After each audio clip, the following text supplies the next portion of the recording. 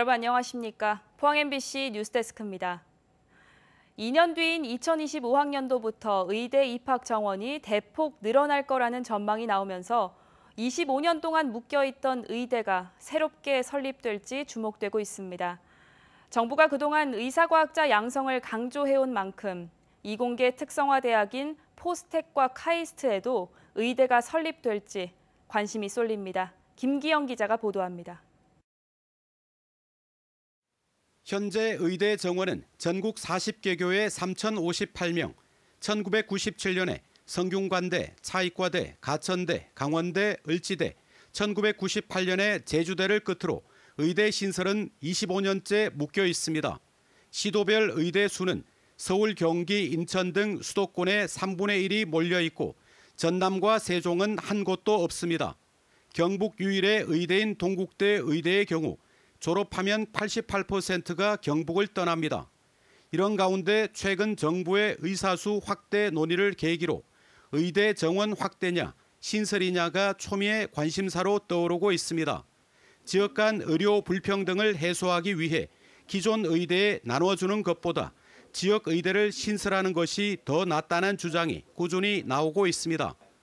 정부가 의사과학자 양성을 강조해온 점을 고려해 볼 때 포항공대와 카이스트의 의대 신설도 검토할 수 있을 것이라는 전망이 나옵니다. 포스텍 연구중심 의대 설립을 통해 지역 의료 균형 발전뿐만 아니라 대한민국 미래 바이오 산업을 견인할 수 있는 의사과학자를 국가적 차원에서 집중 육성해야 한다고 할 것입니다. 지난해 11월 복지부 장관, 올 2월과 3월에는 과기부 장관과 교육부 장관도 포항을 방문해 포스텍 연구중심 의대 설립에 공감을 표하기도 했습니다. 오늘 이 자리가 마련된 것도 국가적으로 중요한 첨단 분야의 인재 양성과 대학과 지역의 역할 그리고 발전 방향을 함께 모색하기 위함이라고 생각합니다. 5년 동안 연구중심 의대 설립을 준비해온 포스텍은 정원 50명, 500병상 규모의 수련 부속병원 설립과 의대 과정만 수료한 후 이탈하는 학생을 막기 위한 242 과정의 실행 전략을 일찌감치 발표하고 준비에 박차를 가하고 있습니다. 정말 저희는 10년, 20년 뒤에 대한민국의 바이오 헬스 분야를 한 축을 맡을 수 있는 사람들을 키워내는 그런 시스템을 포항과 경북에서 만들고 현재 의대 정원은 보건복지부가 교육부로 통보하면 교육부가 전체 대학의 신청을 바탕으로 지역별 의료 여건, 대학별 교육 여건을 고려해 배정을 추진하는 방식으로 이루어집니다.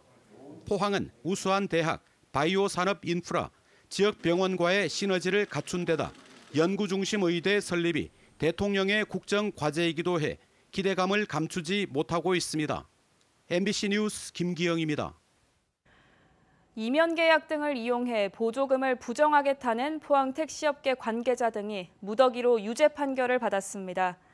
대구지법 포항지원은 사기와 지방재정법 위반 등의 혐의로 기소된 개인택시 운송사업조합 포항시지부 관계자와 공무원 등 23명 가운데 2명에게 징역 2년을, 나머지 21명에게는 징역형의 집행유예 또는 벌금형을 선고했습니다.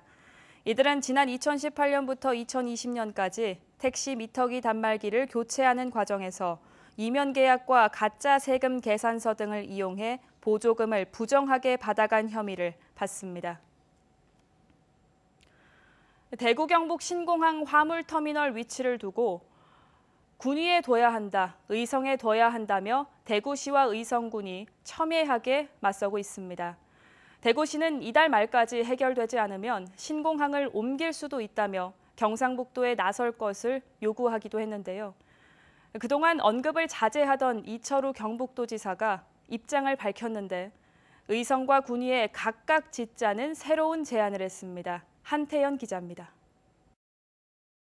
홍준표 대구시장은 지난 5일 자신의 SNS에서 의성군의 화물터미널 배치 주장에 대해 때를 쓰면 특단의 대책을 강구할 수밖에 없다면서 의성군 요구를 사실상 거부했습니다. 군사 보안시설 안에 화물터미널을 이전하자고 하는 것 자체가 어불성설이고 국내외 민항시설 배치와 비교하는 것 역시 무지의 소치라고 강도 높게 비난했습니다. 그러면서 경상북도가 나서 갈등을 수습할 것을 주장했습니다. 홍 시장의 주장에 그동안 언급을 자제하던 이철우 경북도지사가 입장을 밝혔습니다. 이 지사는 자신의 SNS에서 수송 전용 화물터미널을 의성에 지어 군위의 민간 항공 수송 화물터미널과 분리하는 방안을 제시했습니다. 의성에 하나, 군위에 하나 이렇게 두 개의 화물터미널을 짓자는 겁니다. 지난 11일 경북연구원이 개최한 토론회에서도 공급자인 행정기관이 판단할 것이 아니라 수요자인 물류기업의 요구를 충족할 수 있는 공항시설을 갖춰야 한다면서 이 지사의 주장을 뒷받침했습니다.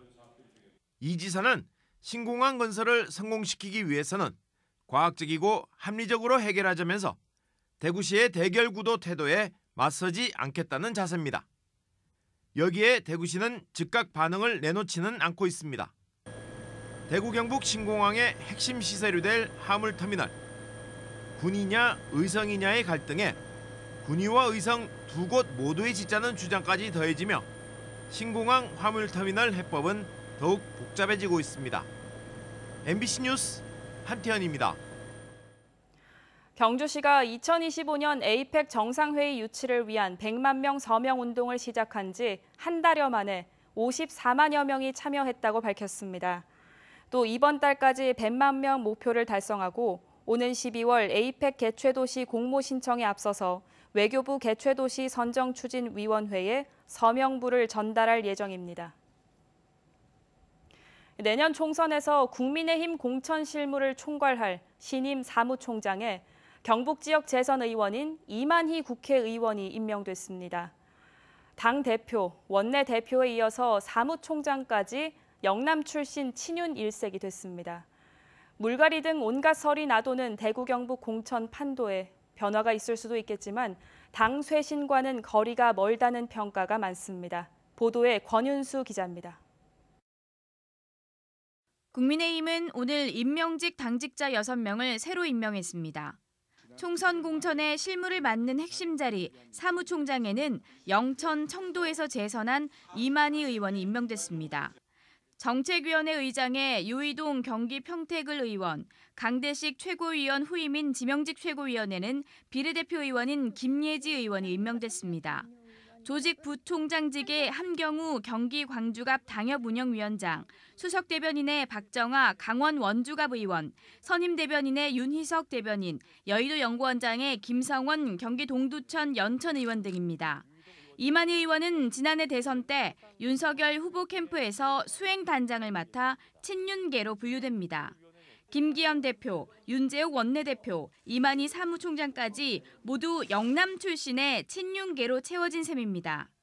강서구청장 선거 참패에도 전면 쇄신해야 한다는 기대에는 못 미친다는 평가가 나옵니다.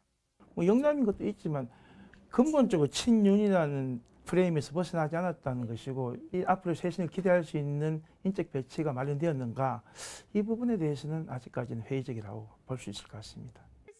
80년대생 시각장애인 여성인 김예지 최고위원 정도만 쇄신의 인물로 평가받고 있습니다.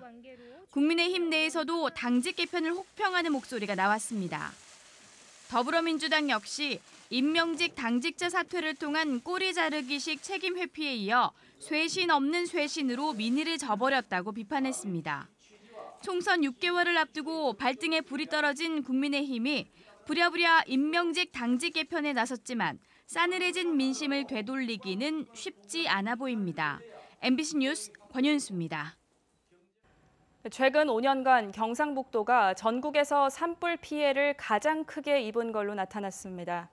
정의용 국회의원이 산림청에서 받은 최근 5년간 산불 발생 현황을 분석한 결과 경상북도의 산불 피해액은 2만 692헥타르에 1조 1,616억 원으로 압도적인 전국 최고를 기록했습니다.